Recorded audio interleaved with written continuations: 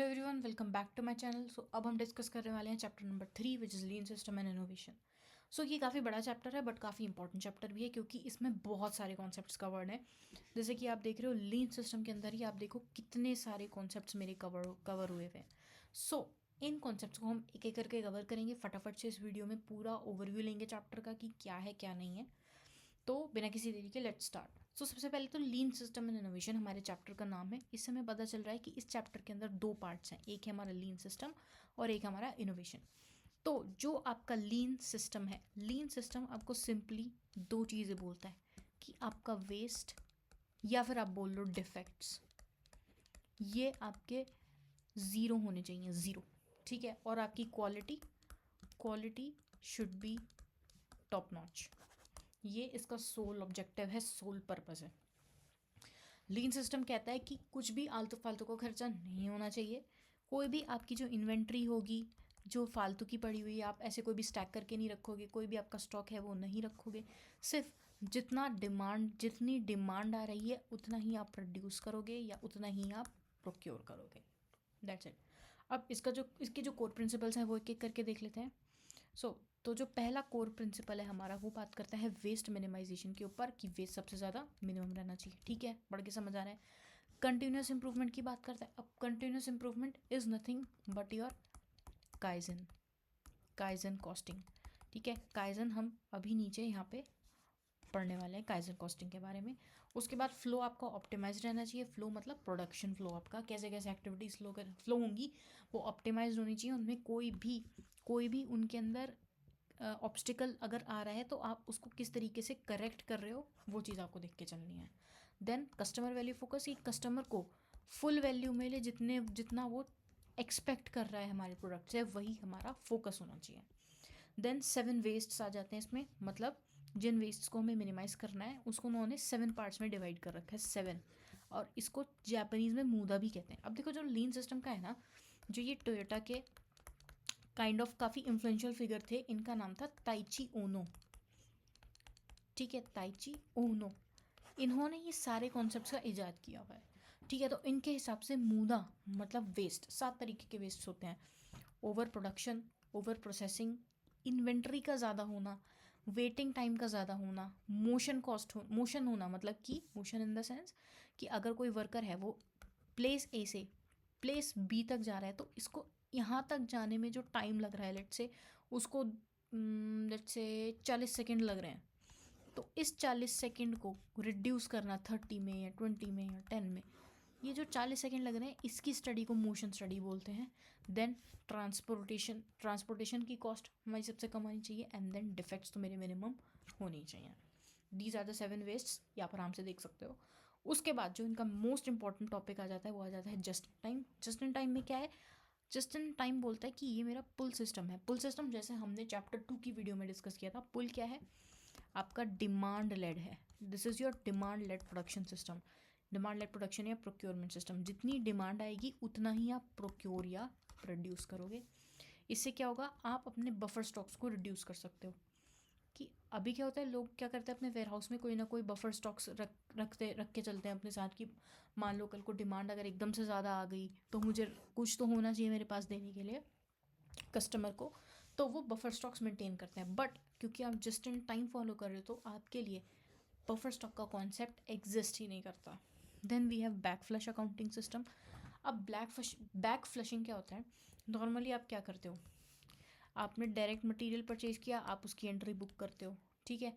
आपने उसको यूटिलाइज़ किया, आप उसकी एंट्री बुक करते हो, ठीक है। नॉर्मली आप ऐसे चलते हो ना, टॉप टू बॉटम। बट इसमें क्या है कि आपने सेल कर दी, ठीक है। अब जितना आपने प्रोड्यूस किया है, जितना आपका फिनिश्ड गुड्स है, यहाँ से आपका बैक कैलकुलेट होता है कि आपका रॉ मटेरियल कितना लगा होगा, आपकी डायरेक्ट लेबर का खर्चा कितना आया होगा, आपके ओवरहेड्स कितने लगे होंगे, ये सब बैक कैलकुलेशन चलती है। और फिर इस फिनिश्ड गुड्स के हिसाब से आपका इन्वॉइस बनता है। सप्लायर को आप इन्वॉइस देते हो कि भाई हमने इतना मटेरियल आपसे लिया है। और फिर जब वो अपने रिकॉर्ड्स में देखता है कि ओह हमने तो इतना मटेरियल दिया था इनको, और अगर ये रिकनसाइल जब आप करते हो इसमें अगर गैप आता है, यही इसकी सबसे बड़ी लिमिटेशन है बैक फ्लशिंग की। उसके बाद आ जाते हैं कैनबेन कार्ड्स। कैनबेन कार्ड्स क्या होते हैं? कि क्यू कार्ड्स हो गए बेसिकली, ये होते हैं हमारे क्यू कार्ड्स या फिर इनको हम बोल देते हैं कलर कार्ड्स। अब इनका काम क्या होता है, मान लो कैनबैन, कैनडेन नहीं, कैनबैन है, ओके, कैनबैन कार्ड्स। अब इनका काम क्या होता है, आपका एक आपकी प्रोडक्शन प्रोसेस है, ठीक है, उसने कुछ मटेरियल अपना प्रोड्यूस कर दिया, ऑल राइट, ये आपकी सेकेंड प्रोडक्शन प्रोसेस है, इसको इस रॉ मटेरियल की रिक्वायरमेंट है, ठीक है, अभी इसने भी प्रोडक्शन कर दिया है, ठीक है, इसके पास अभी इनफ मटेरियल पड़ा हुआ था। अब जैसे ही इसका ये मटेरियल ख़त्म हो जाएगा, ये यहाँ पे एक फ्लैग डिस्प्ले करेगा कि भाई मेरे को मटेरियल चाहिए, आप मुझे मटेरियल दो। तो ये इस फ्लैग को ये फर्स्ट प्रोसेस वाला बंदा देखेगा और ये मटेरियल इसके पास प्रोवाइड कराएगा, इसके पास फिर से मटेरियल आएगा और फिर से प्रोडक्शन चालू करेगा और अपने फिनिश गुड्स यहाँ पे बनाकर रखेगा। So this is nothing but kanban card या क्यू कार्ड। ये जैसे हमने चैप्टर 4 की वीडियो में डिस्कस किया था बॉटल नेक का कॉन्सेप्ट, ठीक है, बॉटल नेक का एक कॉन्सेप्ट हमने डिस्कस किया था, उसको केटर करने के लिए कैनबैन कार्ड्स का यूज़ होता है। ऑल राइट, हमारे कैनबैन कार्ड्स खत्म हो जाते हैं। उसके बाद आ जाती है काइजन कॉस्टिंग। काइजन क्या है, कंटिन्यूस इंप्रूवमेंट, इंक्रीमेंटल चेंज, और इसका टारगेट होता है कॉस्ट रिडक्शन। हमने लास्ट वाली वीडियो में देखा था कॉस्ट रिडक्शन और कॉस्ट कंट्रोल में क्या डिफरेंस होता है, तो ये कॉस्ट रिडक्शन का टारगेट है, ठीक है। 5S के ऊपर मैंने एक बहुत ज़्यादा डिटेल वीडियो बना रखी है, आप ऑलरेडी जाके देख सकते हो। यहाँ पे हम सिर्फ ऊपर से डिस्कस करेंगे, विच इज़ सेरी सेतो सेसो सेकित्सु शित्सुके, मतलब ये थोड़ा जापानीज हो गया। This is sort, set in order, shine, sustain and standardise. ये आपके 5S होते हैं, 5S, ठीक है। ये भी एक जापानीज प्रिंसिपल, ये पूरा चैप्टर ऐसा लगेगा आप जापान में घूम रहे हो, हर चीज़ जापानीज है इसमें, ठीक है, जापानीज चैप्टर है ये, वो मतलब जापानीज कॉन्सेप्ट है ये 5S मेथड्स। अब इसमें ये जो नाम है ये जापानीज है। अब सेरी मतलब जैसे सामान ऐसे फैला हुआ पड़ा है, ये कुछ कुछ कुछ कुछ कुछ कुछ कुछ कुछ कुछ कुछ फैला हुआ पड़ा है, ठीक है।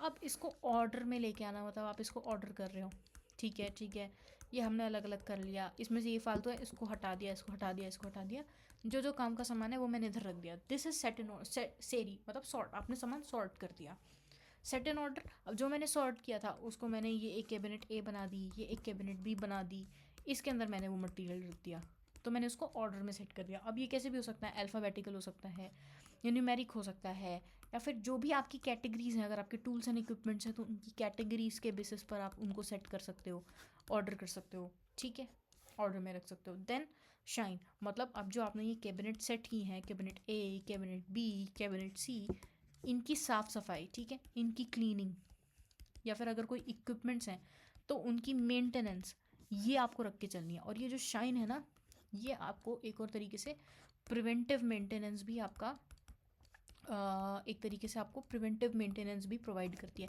क्योंकि अगर आप रेगुलरली इनकी क्लीनिंग करते रहोगे, मान लो इक्विपमेंट है, इक्विपमेंट ए, इक्विपमेंट बी, इक्विपमेंट सी, इनकी आप रेगुलर क्लीनिंग या छोटी मोटी मेंटेनेंस करते रहोगे, शाइनिंग करते रहोगे, तो इनका जो मेंटेनेंस फिर एकदम साल के अंत में या 6 महीने में आपके पास आएगा, तो उसकी कॉस्ट बहुत मिनिमम होगी। देन उसके बाद आ जाता है सेकित्सु, विच इज़ सस्टेन। अब आप सस्टेन करोगे कैसे, आप प्रॉपर अपने एम्प्लॉयज़ को नोटिस में लेकर आओगे कि भाई देखो हमें 5S की मेथडोलॉजी फॉलो करनी है, ठीक है, इसके ये बेनिफिट्स हैं, इससे आपको हम ये इंसेंटिव प्रोवाइड करेंगे अगर आप ये से फॉलो करोगे। आप अलग अलग तरीके के अपने पोस्टर्स लगा सकते हो, ठीक है, अपने ऑफिस के बोर्ड पर, नोटिस बोर्ड पर या कहीं भी, ठीक है, अलग अलग तरीके के पोस्टर्स वॉल्स पर लगा सकते हो कि 5S फॉलो करेंगे वैसे करके। देन स्टैंडर्डाइज, आप स्टैंडर्ड सेट कर सकते हो कि भाई sort, set in order, shine, इन सब के लिए क्या स्टैंडर्ड्स रिक्वायर्ड है ताकि ये अच्छे से फॉलो हो। This is 5S। उसके बाद आ जाता है टोटल प्रिवेंटिव मेंटेनेंस। अब इसी को बेस लेकर TPM का इरादा होता है, मतलब अगर ये मेरा 5S है तो इसके 8 पिलर, 1 2 3 4 5 6 7 8, ये पूरा मेरा TPM है, ठीक है। इसके जो 8 पिलर्स हैं ये 5S की ही बेस पे बने हुए हैं, ऑल राइट।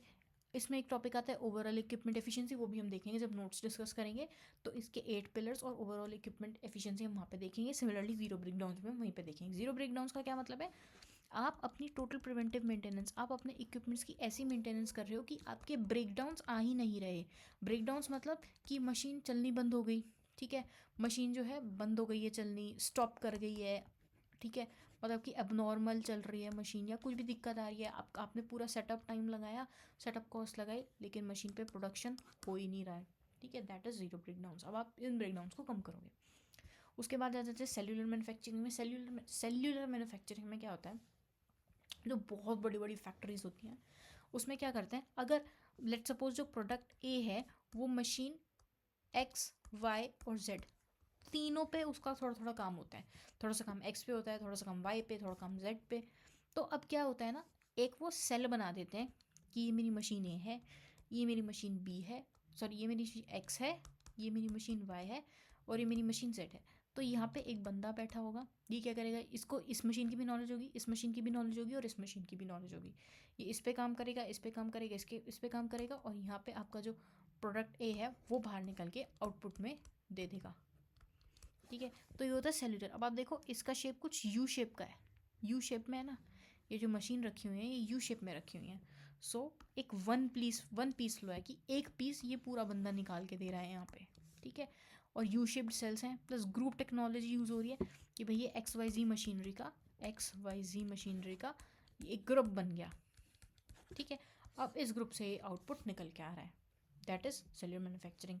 देन उसके बाद आ जाता है आपका सिक्स सिग्मा। सिक्स सिग्मा क्या है, 3.4 मिलियन, सॉरी अगर 1 बिलियन है यानी कि 10 लाख, इसमें सिर्फ आपके 3.4 डिफेक्ट्स ही हो सकते हैं, इसी को हम बोलते हैं सिक्स सिग्मा। मतलब 3.4 डिफेक्ट, मतलब 10 लाख अगर मैंने कुछ बनाया है तो उसमें सिर्फ 3.4 यूनिट्स में ही डिफेक्ट्स होगा, तो ये तो मतलब बिल्कुल डिफेक्ट ना के बराबर हो रहा है, राइट। तो इसी को बोलते हैं सिक्स सिग्मा, कि मेरा बिल्कुल डिफेक्ट जो है वो ज़ीरो हो जाए, ठीक है। इसके अंदर दो प्रोसेसेस आती हैं, DMAIC एंड DMADV। DMAIC मतलब design monitor, design measure analyse implement and C से DMAIC एक में इम्प्लीमेंट होता है, ठीक है, और एक में आप नई पॉलिसी डिज़ाइन करते हो बेसिकली। DMAIC देखो, define measure analyse improve control, ठीक है, design measure analyse improve control, ये DMAIC होता है। और DMADV क्या होता है, DMADV is to develop new process which is define measure analyse design verify. तो ये DMAIC और DMADV होता है। DMAIC is for existing businesses, आपका एग्जिस्टिंग बिजनेस कैसे वर्क कर रहा है उसमें आप जो भी प्रोसेसेस होते हैं आप पहले डिफाइन करते हो कि प्रोसेसेस हैं क्या, फिर आप उनको मेजर करते हो क्या वो ठीक चल रही हैं, क्या उनमें जो भी वेरिएंसेस आ रहे हैं या जो भी दिक्कतें आ रही हैं वो हम मेजर करते हो कि एक्चुअल में है क्या, सिचुएशन क्या है करंट। उसके बाद आ जाता है आपका उसके बाद आ जाता है आपका एनालाइज, ठीक है। उसके बाद आ जाता है आपका analyse and then you have improve, ये हो जाता है आपका। और फिर कंट्रोल। एनालाइज में आप क्या करोगे, आप देखोगे कि क्या डेटा है, रूट कॉज आप आइडेंटिफाई करोगे कि क्या चल रहा है। उसके बाद इम्प्रूव में आप देखोगे कि सॉल्यूशंस क्या हैं, ठीक है। एक सेकेंड, क्या हो गया, पेन क्यों नहीं वर्क कर रहा है।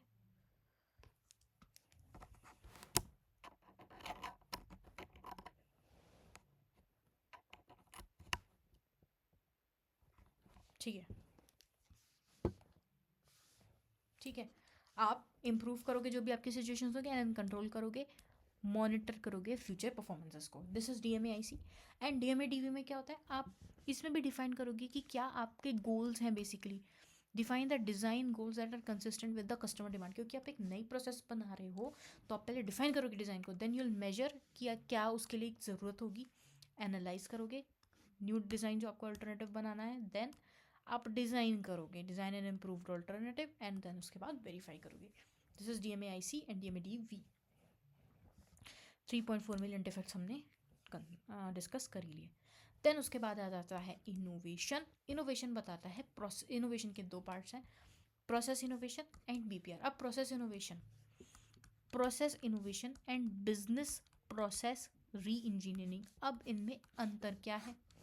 देखो, जो प्रोसेस इनोवेशन है ये है कि आप ऑल टुगेदर एक न्यू प्रोसेस बना रहे हो, नई चीज़, नई प्रोडक्शन प्रोसेस, ठीक है, नया प्रोडक्शन मेथड बना रहे हो, अब इसमें आप डिलीवरी इंप्रूव कर सकते हो, ठीक है, सपोर्ट सर्विस इन्हेंसमेंट्स आपको करनी पड़ेंगी। बिजनेस प्रोसेस री इंजीनियरिंग क्या है कि जो एग्जिस्टिंग प्रोसेसेस हैं उसका, उसमें जैसे काम होता था, अगर काम उसमें उसमें काम करने का तरीका, काम करने का तरीका, दिस चेंजेस, ये आपका चेंज हो जाता है बिजनेस प्रोसेस री इंजीनियरिंग में, क्योंकि आप इसमें रेडिकल रीडिज़ाइनिंग कर देते हो, पूरी प्रोसेस को ए से बी बना देते हो। जैसे कि अगर हम बैंकिंग सेक्टर में देखें, पहले सारा काम कैसे होता था, पहले सारा काम ऑफलाइन होता था, राइट, पहले सारा पेपर वर्क होता था। अब ये सब कैसे हो गया है, सेंट्रलाइज कर दिया है उन्होंने, ठीक है, सेंट्रलाइज बैंकिंग सिस्टम, जिसको हम आज की डेट में CBSB बोलते हैं, ठीक है। अब सेंट्रलाइज बैंकिंग सिस्टम में क्या है, आप अगर ब्रांच में, यहाँ पे दिल्ली की किसी ब्रांच में, लेट सपोज पीतमपुरा की ब्रांच में अपना बैंक अकाउंट खुलाते हो, और अब आपको गुड़गांव के अंदर हो, ठीक है, आप गुड़गांव में हो, लेट से आप गुड़गांव में उद्योग विहार में हो, अगर आपको यहाँ पे, लेट्स आपने एक्सिस बैंक में कराया था और एक्सिस बैंक आपका उद्योग विहार में भी है, यहाँ पे अगर आपको कोई करेक्शन कराना है या बैंक का कुछ काम है तो आप उद्योग विहार में करा सकते हो, आपको गुड़गांव से दिल्ली पीतमपुरा नहीं जाना पड़ेगा, ठीक है। दैट इज़ बिजनेस प्रोसेस री इंजीनियरिंग, मतलब वो था कि कैसे एक प्रोसेस को पूरा का पूरा ऑल टुगेदर चेंज कर दिया नई प्रोसेस बनाने के लिए, दैट इज़ बिजनेस प्रोसेस री इंजीनियरिंग। तो ये तुम्हारा पूरा टॉपिक, पूरा चैप्टर। अब हम एक बार देख लेते हैं फटाफट से नोट्स में हमने क्या क्या दे रखा है। ये आपके सिर्फ 7 पेज के अंदर पूरे लीन सिस्टम एंड इनोवेशन के नोट्स हैं। अब अगर हम शुरुआत से देखें तो देखो, लीन सिस्टम की छोटी मोटी डेफिनेशन की क्या है क्या नहीं है, प्री रिक्विजिट्स वगैरह ये सब आप रीड कर सकते हो। 7 वेस्ट हमने डिस्कस कर लिए थे, characteristics and benefits. Lean manufacturing के बेनिफिट्स क्या होते हैं, भाई वेटिंग टाइम कम हो जाएगा, इन्वेंट्री आपकी कम हो जाएगी, पुल प्रोसेसिंग, ठीक है, आपकी जो ये पुल प्रोसेसिंग है ये सब कम हो जाएगा, कंटिन्यूस फ्लो ऑफ प्रोडक्शन रहेगा, कंटिन्यूस रिडक्शन प्रोसेस टाइम, ठीक है, आपका प्रोडक्शन फ्लो कंटिन्यूस रहेगा, कंटिन्यूस फ्लो ऑफ प्रोडक्शन चलती रहेगी, ठीक है, क्योंकि वेस्ट कम होगा, दिक्कतें कम आएंगी, ब्रेकडाउन्स कम होंगे, राइट, एंड रिडक्शन, जो आपका प्रोसेस टाइम है पूरा उसमें भी रिडक्शन होगा। बेनिफिट्स क्या है, इम्प्रूव्ड क्वालिटी ज़्यादा होगी, डिफेक्ट्स कम होंगे, improved inventory levels, less physical space required, क्योंकि आप इन्वेंट्री इतनी रख ही नहीं रहे हो तो आपको स्पेस की इतनी नीड नहीं है, प्लस आपकी फ्लेक्सिबिलिटी ज़्यादा होगी, ठीक है, simpler identification of future kaizen. भाई मैंने बताया ना, lean system is nothing but kaizen का ही एक एक्सटेंडेड वर्जन, ओके। उसके बाद इश्यूज आपके लो प्रोडक्टिविटी हो सकता है, lean increases yields enabling the organisation to generate more satisfied customers and higher profits, ठीक है।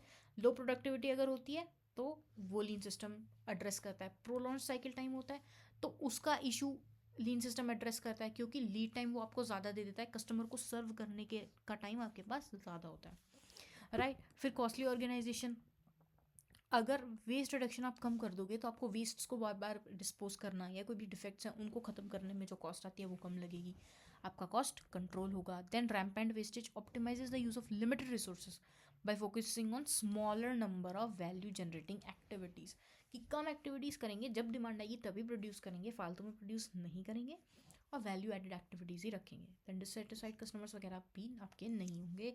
GIT की डेफिनेशन आप रीड कर सकते हो। GIT हमारा 2 टाइप का होता है, एक प्रोडक्शन, एक GIT हमारा यहाँ पे 2 टाइप का होता है, ठीक है, एक होता है आपका प्रोडक्शन और एक होता है आपका प्रोक्योरमेंट।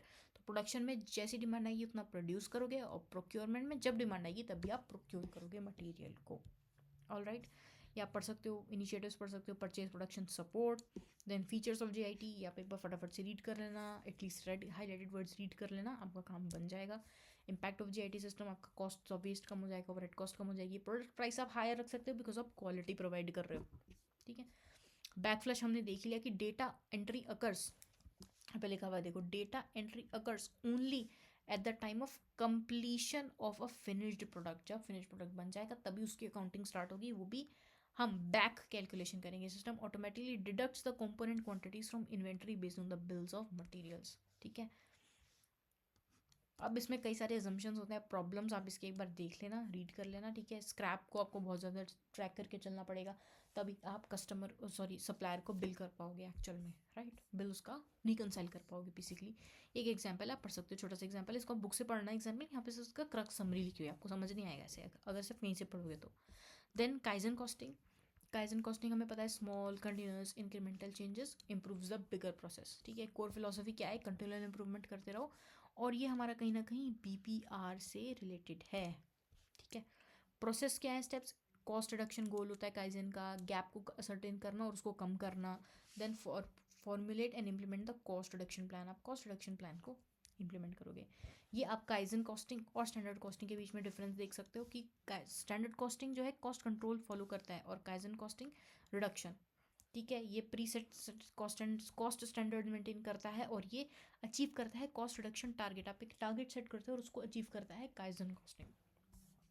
ऑलराइट, काइजन के कुछ प्रिंसिपल्स आ गए. गो टू गेम्बा एक आता है, go to gemba. Go to gemba का क्या मतलब होता है, go to the actual place to see where the value is created. आप फ्लोर ग्राउंड लेवल पर जाके देखो कि वैल्यू एक्चुअल में क्रिएट कहाँ हो रही है, कहाँ कौन सी एक्टिविटीज़ हैं जो एक्चुअल में वर्थ इट हैं कि हम उनको करें, अदरवाइज उनको हटा दो, नॉन वैल्यू जनरेटिंग एक्टिविटीज़ को रिमूव कर दो और वैल्यू जनरेटिंग एक्टिविटीज़ को ही अपनी प्रोसेस के अंदर आपको रखना है.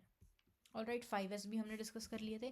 Then benefits of lean manufacturing के सिनेरियो हो गया. ऑलराइट, टीपीएम का हमें 8 पिलर्स देखने थे, तो 8 पिलर्स हैं टीपीएम के. आप देखो 5S की foundation, sort, set and order, shine, standardise, sustain. इसी के ऊपर ये 8 पिलर हैं टोटल प्रोडक्टिव मेंटेनेंस के, which is autonomous maintenance, focused improvement यानी कि काइजन, प्लान्ड मेंटेनेंस भी आप करोगे, अर्ली मैनेजमेंट करोगे इक्विपमेंट का, उसके बाद क्वालिटी मेंटेनेंस रखोगे, एजुकेशन एंड ट्रेनिंग, ऑफिस का भी टोटल प्रोडक्टिव मेंटेनेंस. जो ऑफिस में आप चीज़ डे टू डे चीज़ें यूज़ करते हो उनका भी आप टोटल प्रोडक्टिव मेंटेनेंस करोगे. सिर्फ प्रोडक्शन फ्लोर पे जो मशीन्स और इक्विपमेंट्स रखे हैं उनका नहीं, जो आप ऑफिस डेस्क पे भी आप जो करते हो वो.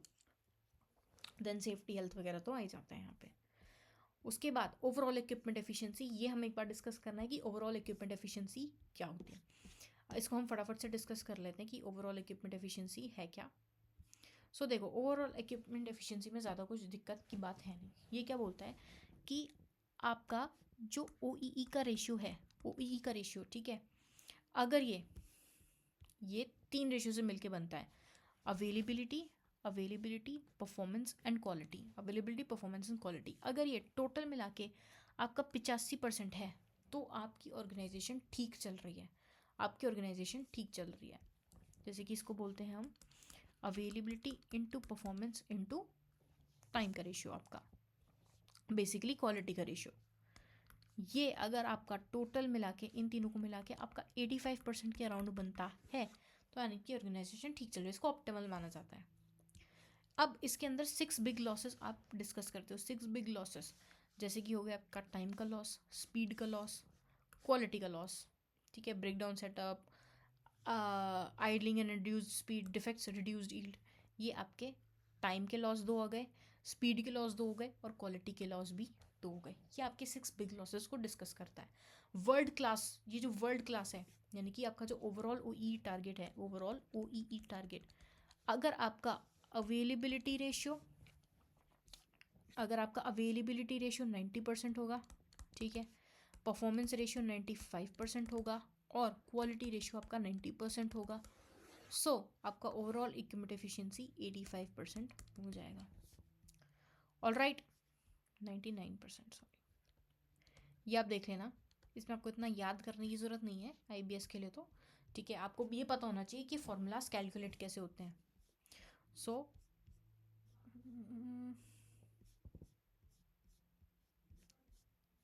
इसका एक मैंने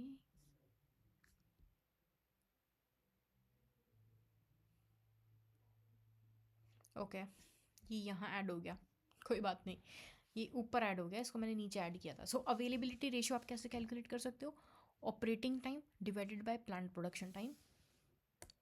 ठीक है, आपका होगा operating time divided by plant production time. ये आपका बन जाएगा क्या, अवेलेबिलिटी रेशियो. परफॉर्मेंस रेशियो आप कैसे कैलकुलेट करोगे, आइडियल साइकिल टाइम मेरी कितनी है, आइडियल साइकिल टाइम कितनी है, मतलब लेट्स से आपकी 15 आवर्स चलती है, ठीक है, आइडियल साइकिल टाइम. फिर टोटल काउंट कितना आपने प्रोड्यूस किया, ऑपरेटिंग टाइम कितना है, उसको मिला के बन जाएगा आपका performance ratio. Similarly quality ratio, good चीज़ें कितनी निकली हैं प्लस टोटल काउंट कितना है इनटू 100 कर दो, आपको पता चल जाएगा कि आपने अच्छी, मतलब कि आपका टोटल क्वालिटी रेशियो कितना है. ठीक है, फिर ओवरऑल इक्विपमेंट एफिशिएंसी कैसे निकलती है. अब गुड का, अगर आपको ये तीनों रेशियोज नहीं दिए तब आपको OEE निकालनी है तो आप कैसे निकालोगे, गुड काउंट लो, आइडियल साइकिल टाइम लो, ठीक है। अब इन तीनों को अगर आप मल्टीप्लाई करोगे ना तो आपके पास यही फॉर्मूला बन जाएगा प्लांट प्रोडक्शन टाइम का। क्योंकि देखो टोटल काउंट तो यहाँ से कट ऑफ हो गया आइडियल साइकिल टाइम, और आपका आइडियल साइकिल टाइम ठीक है नहीं हुआ, उसके बाद ऑपरेटिंग टाइम कट हो गया, तो ideal cycle time into good count divided by plant production time, यहाँ से आपका ओवरऑल इक्विपमेंट एफिशिएंसी कम होता है। इसका आप एक क्वेश्चन देख लेना जो आपके मॉड्यूल के अंदर है, आपका काम वहीं बन जाएगा। ये जो कीवी लिमिटेड वाला क्वेश्चन है ये एक बार आप ज़रूर देख लेना मॉड्यूल से, आपका काम बन जाएगा ओवरऑल इक्विपमेंट एफिशिएंसी से। ऑलराइट, उसके बाद टी क्यू एम और टी पी एम में कनेक्शन क्या है कि डी ये आप पढ़ लेना, इट्स नॉट दैट इंपॉर्टेंट। आप देख सकते हो सेल्यूलर मैन्युफैक्चरिंग का किस तरीके से एक डायग्राम मैंने दिया हुआ है कि सेल्यूलर मैन्युफैक्चरिंग एक्चुअली में वर्क कैसे करती है। सिक्स सिग्मा हमने डिस्कस कर लिया, डीएमए आईसीडीएमए डीवी हमने डिस्कस कर लिया, यहाँ से आप उसकी इलस्ट्रेशन भी चेक कर सकते हो। इनका कंपैरिजन आप अच्छे से रीड कर लेना, प्रोसेस इनोवेशन के जो भी बोल्ड पॉइंट्स हैं वो एक बार रीड कर लेना, बीपीआर और प्रोसेस इनोवेशन का अंतर देख लेना, आपका काम हो जाएगा। Your lean system and innovation is complete. इसमें आपको बस ओवरऑल इक्विपमेंट एफिशिएंसी के एक दो क्वेश्चन करने हैं जो आपके मॉड्यूल में गिवन है, आपको कॉन्सेप्ट बैठ जाएगा दिमाग में, रेशियो कैसे कैलकुलेट करना है, ठीक है। That's it, that's for chapter number 3 lean system and innovation. इसमें हमने पूरी चीज़ डिस्कस कर ली है। चैप्टर 4 मैंने ऑलरेडी अपलोड कर दिया है, चैप्टर 2 भी मैंने ऑलरेडी अपलोड कर दिया है, बाकी के चैप्टर्स आप फटाफट आते जाएंगे। तो बिना टाइम वेस्ट किए सारी वीडियोस आराम से देख लेना। वीडियो मैंने ज़्यादा बड़ी नहीं रखी है, थोड़ी छोटी छोटी रखी है, 20 से 25 मिनट, 15 से 20 minute, that's it. I hope आपको वीडियो अच्छी लगी होगी। वीडियो को लाइक कर देना, चैनल को सब्सक्राइब कर देना ताकि आगे आने वाली ऐसी अच्छी अच्छी वीडियोस आपको मिल जाएं। ओके, ऑल राइट, सी या, ऑल द बेस्ट।